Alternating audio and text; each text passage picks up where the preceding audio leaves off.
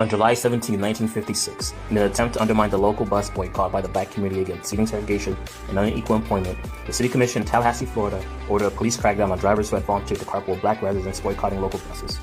Despite the fact that the riders were not charged regular fares, the city announced it would start arresting black carpool drivers because they would now be violating the law back against public carriers without a license. The new ruling, passed by City Attorney James Messer, was designed to forge black residents and their boycott and undermine civil rights activism. The boycott began after two black students, Wilhelmina Jakes and Kerry Patterson, were arrested and charged with inciting a riot after they sat in the only two available seats on the bus, which happened to be in the white-only section. They were told they would either have to stand or leave without reimbursement for their tickets. The women refused to leave the bus, and the police were called and arrested them.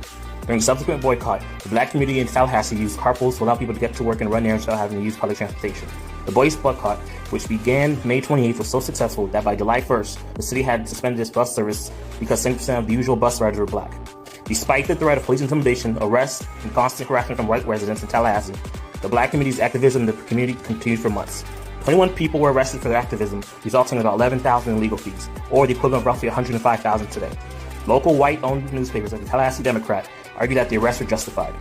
In December 1956, the U.S. Supreme Court ruled in Browder v. Gale that similar segregation on city buses in Montgomery, Alabama was unconstitutional. Despite the court's ruling that such practice was unconstitutional, the Tallahassee City Commission instituted a rule making all seats on the bus by driver assignment only, meaning that segregation on the city buses continued for many more months.